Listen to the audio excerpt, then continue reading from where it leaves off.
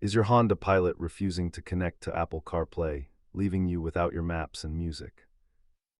Data shows that the vast majority of these connection headaches stem from simple hardware failures. Let us walk through the diagnostic steps to get your infotainment system back on track. Start by swapping your cable for an official one and clearing any debris from your phone port. If hardware is fine, try forgetting the car in your phone settings and rebooting the Honda interface. Persistent issues might require a factory reset or a trip to the dealer for a firmware update.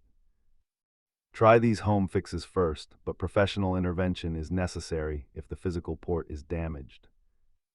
As you can see, the vast majority of problems are resolved without needing a mechanic. If you head to the dealer, ask them to check the harness connection behind the dash. Keep a high-quality cable in your glove box to avoid these issues while on the road.